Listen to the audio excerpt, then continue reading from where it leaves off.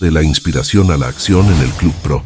Y pues vamos con nuestro invitado especial, Julio José Prado, ex ministro de la Producción, fue ministro de Producción y Comercio Exterior, Inversiones y Pesca, y no fue cualquier ministro, porque fue condecorado por el presidente Guillermo Lasso con la medalla al mérito Gran Cruz por su destacada labor como ministro y académico, que es otra de sus facetas. Julio José es uno de los principales docentes de la escuela de negocios más importante del Ecuador. Fue presidente de la Asociación de Bancos del Ecuador durante 5 años. Ha sido director del área de economía de IDE Business School y catedrático desde hace 15 años. Es economista, o sea, somos colegas por la Universidad Católica del Ecuador e ingeniero comercial por la UGLA. Tiene un MBA, tiene un PhD, trabaja en la parte de competitividad y desarrollo industrial de la Universidad Lancaster en el Reino Unido. Tiene decenas de publicaciones de estudios, reportes y artículos. Dios mío. Y este perfil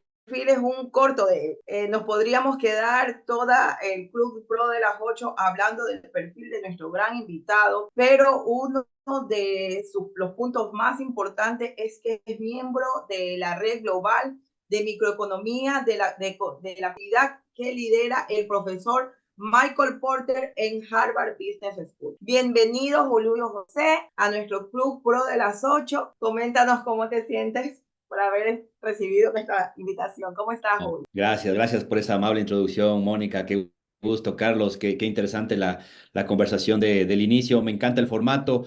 Me siento muy a gusto. Todavía ni siquiera comienzo a conversar con ustedes, pero ya estaba tomando notas y viendo cómo conecto lo que voy a conversar con ustedes con lo que comentaba Carlos. Así que un gusto estar con ustedes acá y listo para conversar sobre lo que quieran, por favor, con todo gusto. Bueno, y no es solo de lo que quiera. Julio José viene a hablarnos de liderazgo y Ok. estrategia de un ministro de la producción, porque aquí nos vamos de largo con los temas.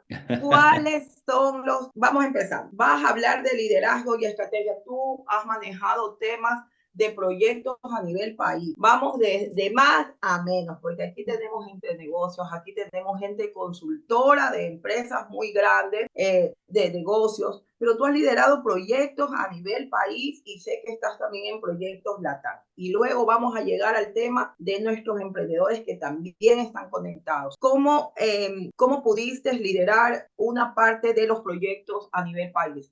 ¿Cuáles fueron tus mayores desafíos, Julio? Gracias, Mónica. A ver, vamos con eso y conectando con algunas de las cosas que se conversaban hace un momento, digamos, que creo que son muy interesantes y relevantes desde el punto de vista de lo que hace cualquier persona, empresario, líder, digamos, o padre o madre de familia. Al final del día, todo es aplicable a los diferentes niveles de la vida, simplemente con más o menos niveles de responsabilidad, uno puede decir. Mira, yo efectivamente he podido liderar en esto, sobre todo quizás en los últimos 10 años, proyectos de envergadura importantes, ¿no? Primero, a través de la Asociación de Bancos, es la asociación y el gremio privado, uno de los más importantes del país, pero con un nivel de sensibilidad por el sector que se maneja, ¿no? Sensibilidad política, sensibilidad económica, evidentemente sensibilidad financiera, que me llevó a aprender muchísimo sobre algo que yo no conocía en mi vida pasada, digamos, que era puramente académica, que es el manejo de crisis, el manejo de lo político, el manejo de los stakeholders, de los grupos de interés. Y eso me generó a mí una pasión, incluso puedo decirte, por conocer y entender el manejo de los shocks, el manejo de las crisis y sobre todo al final del día, Mónica y Carlos, yo te diría que aprender el manejo de la gente, ¿no es cierto?, en términos generales, cómo hacer que las cosas pasen, cómo hacer que la gente haga lo que tiene que hacer. Y ese es uno de los conceptos que más me sirvió después cuando tomé la decisión, complicada sin duda, de ser ministro, delicada también, sacrificada a diferentes niveles, pero que siento que la hice con mucha responsabilidad y con varios objetivos que se cumplieron y otros no tanto, que los podemos conversar también del punto de vista de liderazgo, por qué no sucedió, etcétera y demás. Pero creo que lo primero es aprender a ver más allá de lo que uno normalmente hace en su entorno personal, familiar o empresarial. La vida y las empresas, y sobre todo a nivel de política pública, los grandes desafíos que tiene la economía, que tienen las ciudades, que tienen los países, requieren un nivel de entendimiento y conciencia, esto que se llama el awareness, ¿no? De estar consciente de lo que está alrededor tuyo y sobre todo de estar consciente en este estilo de liderazgo, ¿no es cierto? De que hay una gran cantidad de cosas, muchísimos problemas que no pueden resolverse en forma unitaria, no pueden resolverse en forma individual. Y ahí llega un pensamiento inicial, para comentarlo con ustedes, Carlos y Mónica, que es tradicionalmente el liderazgo se ha pensado de una forma muy vertical. El líder, el hacedor, el genio, el CEO, el ministro, el presidente, etcétera, es el que piensa y otros son los que ejecutan, digamos, ¿no? Para poder resolver los problemas más urgentes y más complejos, digamos, de nuestra economía, de nuestras sociedades, de nuestras empresas, de nuestros ecosistemas, esa visión es una visión caduca, porque no hay nadie, ni siquiera el líder más consciente, más preparado, más técnico que haya, por más bueno o malo que sea, sin importar eso, no puede resolver estos problemas de forma individual. Y esos son los problemas que requieren colaboración y acción, que requieren colaborar incluso con tu competencia, que requieren conversaciones con personas que a veces no quieren conversar contigo, que no, a las que tú no les caes, ¿no es cierto? O no te caen a ti, o no quieren ser tus amigos, pero requieres conversar y trabajar con esas personas para ejecutar proyectos que son de interés, digamos, transversal, ya sea social, económico, político, lo que sea, cualquier problema que requiere ese nivel de conversación. Y eso creo yo que es la primera gran lección, digamos, de mía, de estos 10 años, la Asociación de Bancos y después, sin duda, a nivel de ministerio, aprender a colaborar, aprender a estar muy despierto en las reuniones, muy atento para ver dónde están las personas que pueden colaborar de forma inmediata, digamos, en los proyectos que requerimos trabajar. Y después les cuento algunos elementos quizás incluso más científicos, más teóricos de cómo llamamos a este proceso del awareness, de estar despierto en las reuniones y conectar las partes para hacer que las cosas sucedan. Me encanta ese punto, Julio José, que tocas y es que el jefe no se las sabe todas. Y desafortunadamente uno de los grandes errores de los emprendedores hoy en día es yo me las sé todas, pero aparte de sabérselas todas, las quiere hacer solo, Ujú, las quiere ujú. hacer todas solo. Sí, o sea, yo me las sé todas. Y el otro punto que me encanta que tocas, que es una invitación muy buena, muy bonita, muy de aplicar, es pasar de la competencia a la colaboración, pasar de la competencia a la colaboración para avanzar. Entonces, eso es clave y fundamental. Mónica, Sí, sí, Carlos, mira, te complemento solamente con una idea ahí.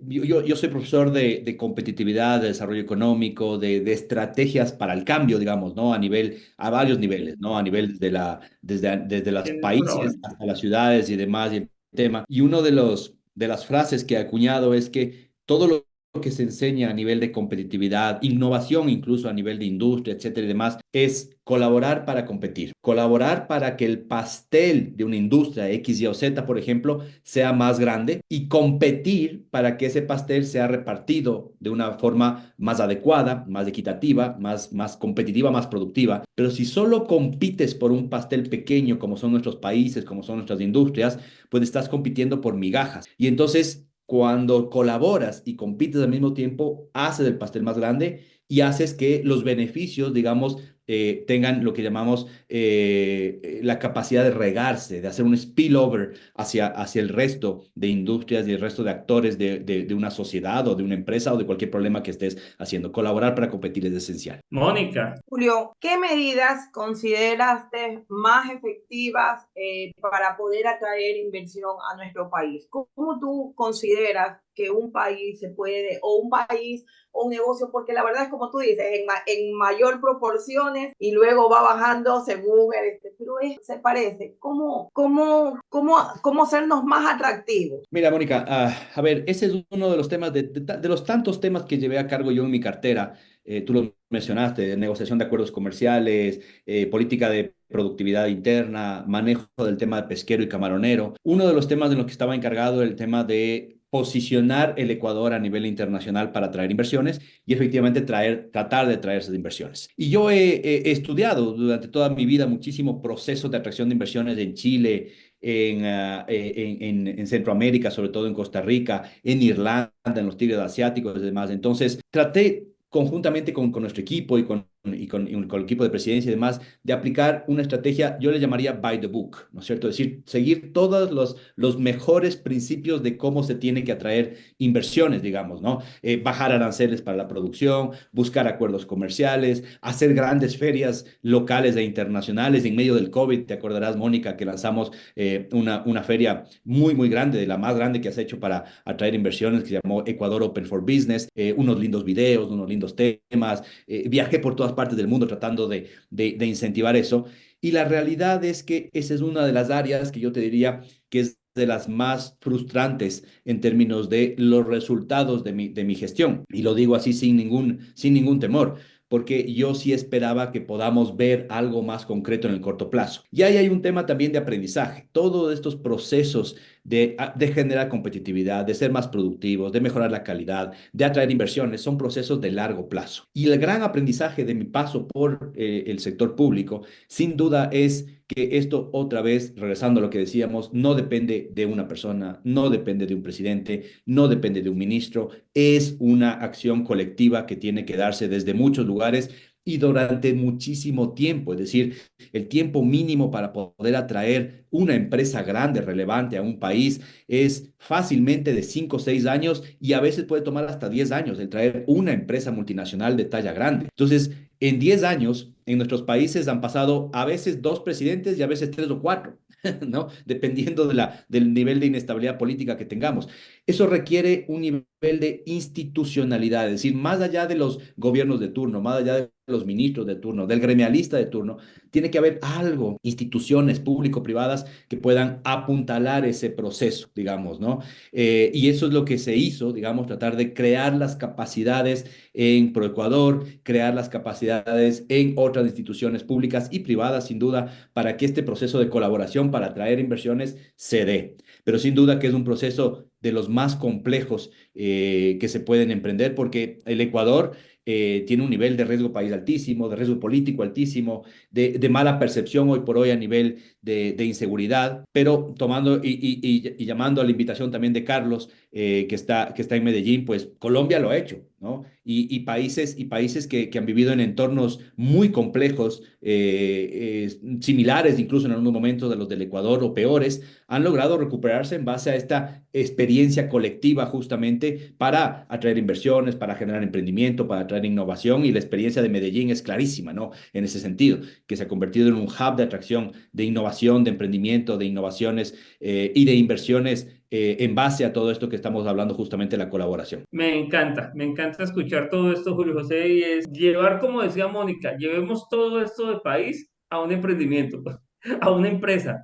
Y lo más difícil para un emprendedor o una empresa es ese tiempo y perseverancia, porque el empresario y el emprendedor tienen que pagar cada 15 días o cada 30 nóminas, tiene que cumplirle al gobierno, tiene que cumplirle a los proveedores, y ese tiempo y esa perseverancia es interesante.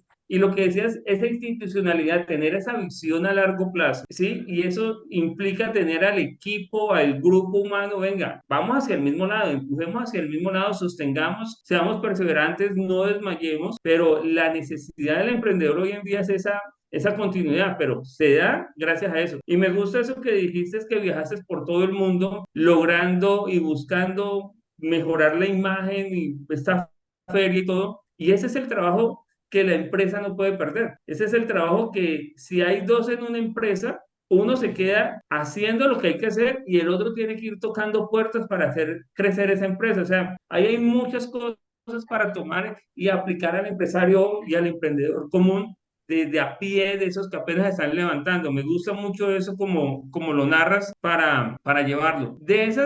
De esas cosas que has descubrido en tu experiencia, tanto en la banca, que dijiste que aprender a manejar la crisis, que fue de las primeras cosas, aprender a hacer que las cosas pasen, ¿qué sería lo primero que tú le recomendarías a ese empresario que está empezando a crecer? Que siempre va a tener crisis, que siempre va a tener que buscar que las cosas pasen, aún obligándose a él. ¿Cuáles serían esas recomendaciones para ir bajando toda esa experiencia tuya a ese tipo de emprendedores?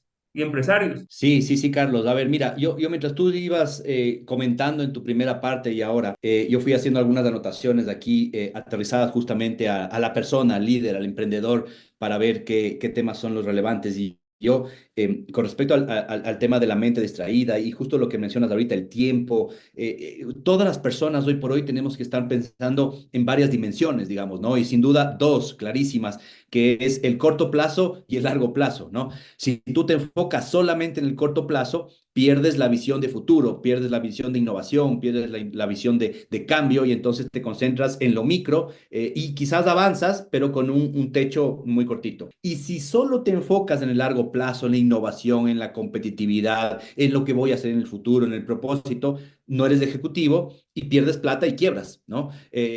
A todo nivel. Entonces, estas dos dimensiones tienen que ser balanceadas constantemente. Yo una recomendación que les daría a los empresarios, a los emprendedores que nos escuchan y que van a seguir viendo después adelante este programa, es... yo inicio mi libro que se llama De Shock a la Acción con una frase relacionada con el tema, cuando tú estás en shock y justamente cuando uno está tratando de aprender, está en shock, ¿no es cierto? Porque todo el tiempo está tratando de buscar ideas, etcétera, y conseguir la plata y demás. Hay que aprender a controlar lo que puedes controlar y definir lo que no puedes controlar, no para botarlo y dejarlo ahí, sino para ponerlo dentro del plan de acción de las cosas que tienes que ir haciendo en algún momento. Pero controlar lo que puedes controlar o hacer acciones sobre lo que puedes controlar.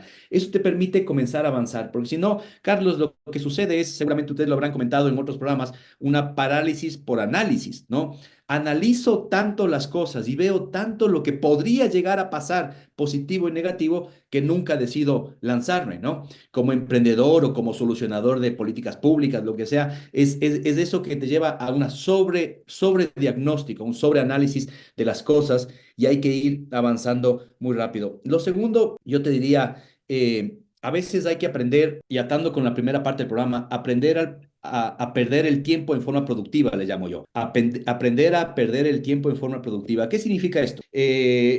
A mí me gusta mucho leer ciertas cosas, etcétera. Hoy por hoy estoy saltando entre libros. No soy muy consistente en las cosas, digamos, en términos de lectura, de ir de A a B a Z del libro. Me gusta saltar de capítulos, etcétera y demás. Pero me gusta mucho también ver películas sobre temas, me gusta un podcast, me gusta por ahí ver un chiste en YouTube, lo que sea. Y casi siempre termino tratando de relacionar eso, ¿no? Con la problemática que estoy teniendo hoy por hoy. Y resulta que a veces uno está viendo una serie, una película, etcétera, y una de las actitudes, una de las situaciones que estás viendo en el programa se puede relacionar con lo que estás aprendiendo. Esto de alguna forma se llama este concepto del serendipity, ¿no? Que no es suerte, sino el serendipity es encontrar inspiración e información en lugares no esperados, digamos, ¿no?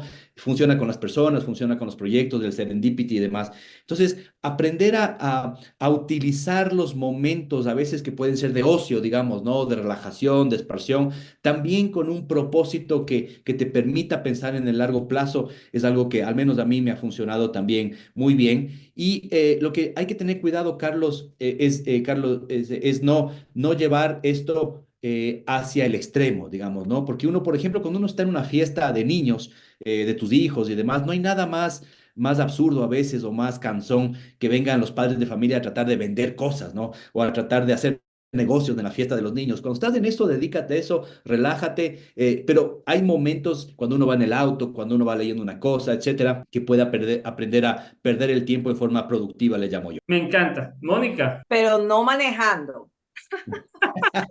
te Julio, paralizo. vamos a ir hablando, tú eres un hombre de lección, tú eres docente y estás acostumbrado a dar lecciones. Quiero tomarle la lección a Julio José. A ver. ¿Qué te dejó de lección tu primer emprendimiento?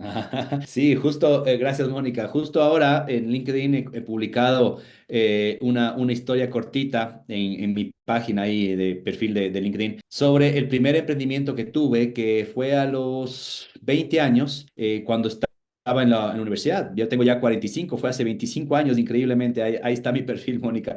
Gracias por ponerlo. Entonces yo comentaba, porque un amigo mío se está cambiando de país, está yendo a tomar otra oportunidad en el exterior y estaba haciendo una limpieza de su casa y encontró, uno de mis amigos con los que pusimos el negocio, encontró justamente esta factura, la factura número 1 que hicimos de esta empresa Mainwork, ¿ya? Entonces la primera lección es, yo te diría, la gente con la que haces tu emprendimiento importa, e importa muchísimo. ¿Ya?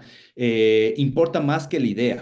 ¿Por qué? Porque esa es la persona con la cual las personas con las cuales vas a convivir, vas a sufrir, vas a luchar para poder seguir avanzando, ¿no? Entonces, Mainwork se crea con unos dos de mis mejores amigos, no son los únicos, pero dos de mis mejores amigos en ese momento, personas con las que nos confiábamos mucho. Segundo, el primero el proyecto, entonces, ¿no es cierto? La gente, el equipo y demás. Segundo, la idea. La idea nace de una noche en la que decía, yo le contaba, hay una noche de copas, una noche en la que estábamos tomando unas cervezas con unos amigos y demás. Algunos se abrieron del proyecto, surgió esta idea y la comenzamos a refinar. Entonces, cuando las ideas nacen, hay que tomarlas rápidamente, porque si no se enfrían. Entonces, al día siguiente nos reunimos, comenzamos a ver, mira esta idea, mientras nos tomábamos la cerveza ayer, parece interesante, a ver qué pensemos algo más. Comenzamos a inspirarnos para refinar un poquito y montar un poquito el muñeco de la idea y la empresa. Y pocos meses después ya estábamos operando. Entonces fue un tema muy rápido, típico tema de emprendimiento. El tercer tema es no tienes que ser 100% experto en el tema en el que te metes, ¿no? Nosotros éramos economistas, súper jóvenes, desconocimiento total del mundo, y nos metimos en un tema de reparación de casas y edificios, un tema de ingenieros, de arquitectos y demás, nada que ver. Pero cuando uno tiene la capacidad de organizar y de pensar y de trabajar sobre las cosas, el tema que estás proponiendo es menos importante que el equipo, que la estrategia que tienes atrás y demás. Entonces, esto me parece que es relevante. Y quizás un cuarto, para no alargar mucho el tema, Mónica, es la capacidad de reaccionar ante las crisis. Yo les contaba ahí en ese post que solamente en el primer año que montamos la empresa, ¿no es cierto? Esto fue en el año 99, que en realidad comenzamos ya a operar. En el 99 hubo dos crisis muy fuertes. Una crisis de taxistas, cerraron las calles en Quito, ¿no es cierto? Hubo una paralización de la Fuerza Amarilla, como le llamaban en ese momento.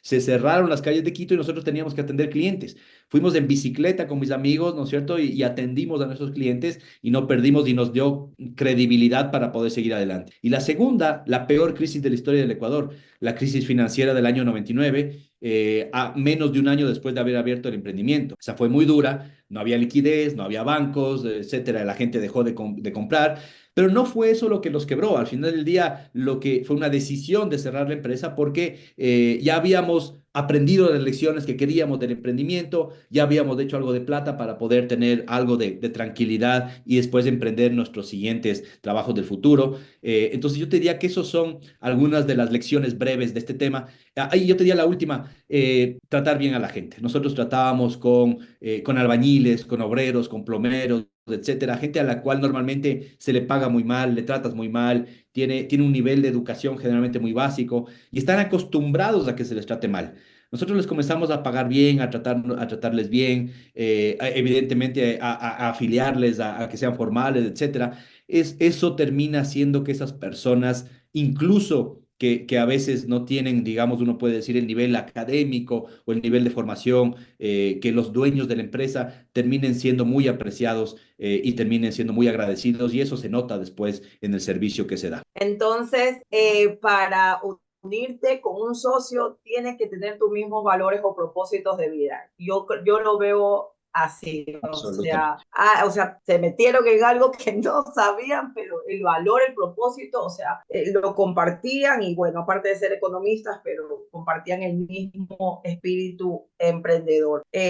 Siempre que yo me alié o asocié y fallé, luego me ponía a reflexionar el no, o sea, esa es mi lección de vida, asóciate con el que tenga el mismo valor o propósito de vida porque luego eso no se va a unir y se va a ver en el negocio. Segunda lección, Julio José. ¿Qué te dejó ser el presidente de la Asociación de Bancos del Ecuador? Se frició el señor Julio José, Mónica, y creo que tú estás, bueno, tú no. Bueno, entonces, lecciones que tenemos, la gente es lo importante, clave, fundamental. Eso es, no se puede perder de vista mientras vuelve el señor Julio José, no podemos de perder de vista eso, y eso, Mónica, lo hemos encontrado en todos los invitados. Todos los invitados que han venido aquí al club, es lo primero es la gente. Cuando las ideas nacen hay que tomar acción rápidamente, ¿sí? Y esa parte sí que es difícil, ¿no?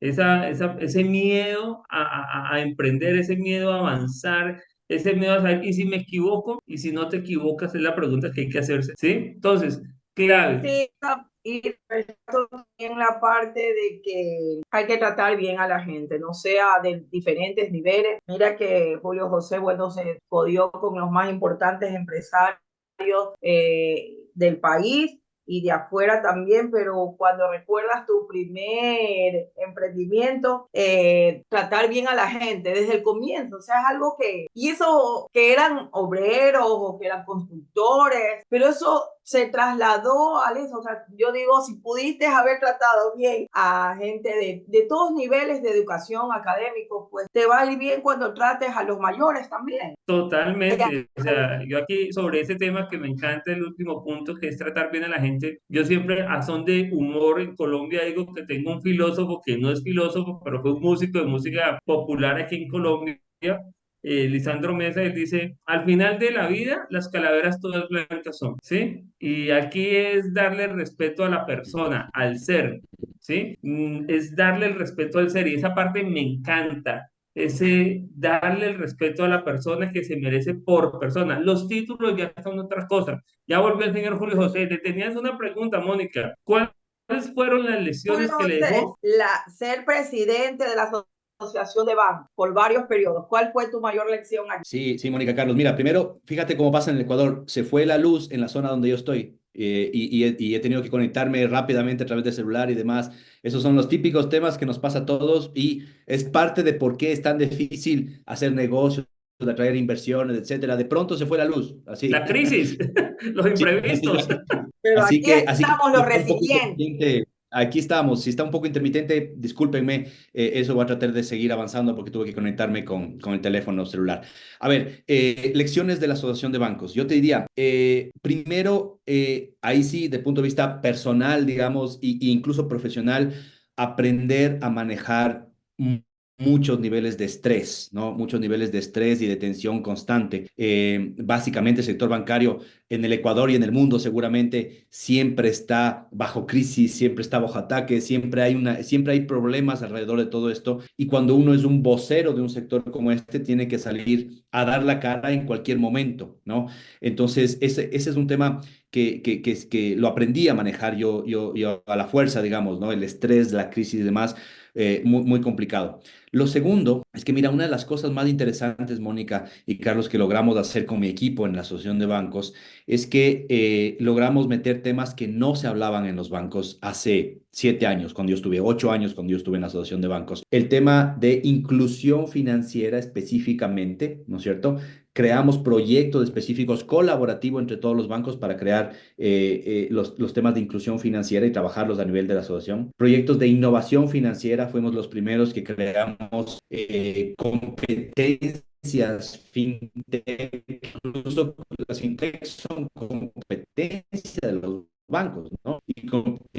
Creamos espacios para que esas fintechs puedan surgir y enseñar nos ayuda a todos y al mismo tiempo competir. Que se logró meter en ese momento fue todos los temas de finanzas verdes, ¿no? Finanzas sostenibles, que también recién estaban comenzando y algunos otros, digamos, pero yo te diría que esos tres. Y de ahí, de todo estos nuevos temas, de este nuevo esfuerzo, surgió desde la Asociación de Bancos, se incubó una de la que fue la primera iniciativa de competitividad sectorial del país, que es el clúster de servicios financieros, que se convirtió en la primera iniciativa de este tipo de su país y que hoy por hoy cumple ya 6 años. Entonces, esa experiencia permitió aplicar mis conocimientos en el tema bancario, en el tema económico, pero sobre todo en el tema de innovación, de colaboración, de competitividad. Y yo creo que eso fue muy útil para el país, sin duda, para la industria, sin duda, y para los miembros de la asociación. Y lo otro es que se logró armar un equipo muy lindo, de gente muy técnica, muy comprometida, y casi todas las personas que trabajaron conmigo en esa época, están ahora en posiciones muy grandes, fuertes, fuera del país, en el Fondo Monetario, en Colombia, en Perú, en los bancos más grandes del país. Y eso a mí me agrada muchísimo porque fue un proceso de aprendizaje continuo y duro con todas esas personas con las que luchamos. Y lo mismo me está pasando con la gente que trabajó conmigo en el ministerio, que son personas también de mi círculo cercano, digamos, que se arriesgaron, que vinieron al sector público porque básicamente me conocían a mí y querían trabajar, digamos, conmigo para el país, evidentemente, pero querían trabajar conmigo en una agenda de competitividad nacional, y ahora están también encontrando caminos nuevos dentro y fuera del país, lo cual a mí me da mucha alegría también de estos temas. Me encanta Julio, escuchar. Dale, Mónica. Julio, tú has escrito un libro. ¿Es el único o ya has escrito tu segundo libro? El único, no, es el Ya, primero. ya vamos para entonces al segundo bestseller. Has escrito un libro sobre mentalidad y herramientas indispensables para adaptarse en medio del caos. Ajá. ¿Cuál es la mejor lección? Extráenos tu libro en un tip, Mejor dicho, el pitch de venta del libro te acaba de pedir Mónica. mejor dicho. Sí, sí, sí, totalmente. A ver, veamos algo. El libro se resume en muy puntuales y específicos. Primero, aprender, para pasar del shock a la acción, aprender a leer tu entorno, aprender a entender que tú no estás separado de lo que está pasando en tu entorno. Entonces, hacer un diagnóstico rápido, ágil, te puede ayudar a entender en qué situación estás. Un diagnóstico ágil. No requieres, en este caso, no requieres consultores de expertos, consultores de externos. Tú mismo puedes aprender a entender tu entorno en forma muy rápida. El segundo es... Recordemos que tenemos problemas de señal porque en la parte que está el señor Julio José Prado se fue la energía y está conectado con los datos de celular. Por eso Mónica y yo hemos decidido apagar la cámara para que pues tenga más posibilidad. Volvió y se nos cayó el señor. Bueno, ahí en pantalla están viendo el libro del shock a la acción, ¿sí? De él dice así: mentalidad y herramientas indispensables para resurgir y adaptarse en medio del caos. Me lo voy a leer. Definitivamente va el tema conmigo con el tema de la mentalidad y las herramientas y lo pueden encontrar en Amazon. Mónica, esto ha sido una entrevista de lujo, de lujo. Lastimosamente tenemos problemas técnicos y antes tenemos que agradecer a la magia del internet que nos hemos podido conectar. Mónica, ¿estás por allí? Sí, claro. Claro, hay una pregunta de Isabel, pero bueno, si José no se conecta, me han pedido que por favor se la haga directamente. Ay, qué pena. Prende tu Te cámara cuento. ya que si no ha entrado Mónica, ahorita sí podemos estar nosotros que tenemos buena señal. Y bueno, la pregunta la vamos a hacer y le vamos a esperar a que él nos la responda para darle respuesta a la persona que nos la hizo. Ya por ahí está alguien levantando la mano. Por favor, puede hablar, puede hablar. Hola, hola, buenos días, muchas gracias. Qué Isabel, lindo tema, felicitaciones, Mónica. Debería socializar más estos conversatorios, súper interesantes, los temas súper bien enfocados y creo que es lo que necesitan todos los emprendedores y hoy por hoy en un problema, considero yo, social que tenemos, que es que existe una gran población después de los 30 años que es muy difícil que encuentren trabajos. Entonces, qué mejor alinearlos y guiarlos para que puedan conseguir emprendimientos de éxitos frente a toda la competencia. Entonces, Acabas de tocar un punto álgido. La así. población mayor de 30 años que está, uno, desplazada por empleo y buscando emprender. Eso es un tema álgido en toda Latinoamérica. ¿Cuál es tu nombre, por favor? Isabel, Isabel, ¿desde dónde te conectas? de Quito. Perdón que no encienda la cámara, pero como que fue muy temprano para mí. Tranquila, tranquila. No, agradece que íbamos a convertir el club en el club de las 4 de la mañana, pero decidimos era de las 8 de la mañana. Bueno, ahí me cogían despierta porque como soy nocturna, estaba clara. Ah, bueno, listo. Muchas gracias por tu participación. Vamos a extenderle la pregunta a Julio José en algún momento que lo podamos contactar ya a Mónica por WhatsApp para que él nos dé respuesta y la publicamos en nuestras redes sociales. Ahí los invitamos a ustedes, que ya son las 9 de la mañana, a que se unan a nuestro grupo de WhatsApp para que estén enterados semana a semana de nuestros invitados, que es la comunidad de negocios y emprendimiento Eleva tu empresa. Ahí está, perdón, el de Club Pro de las 8 de la mañana. Ahí está el número de teléfono y está el QR para que se puedan conectar. Y por favor, comparte esta entrevista porque hemos tenido un... De la inspiración a la acción en el Club Pro.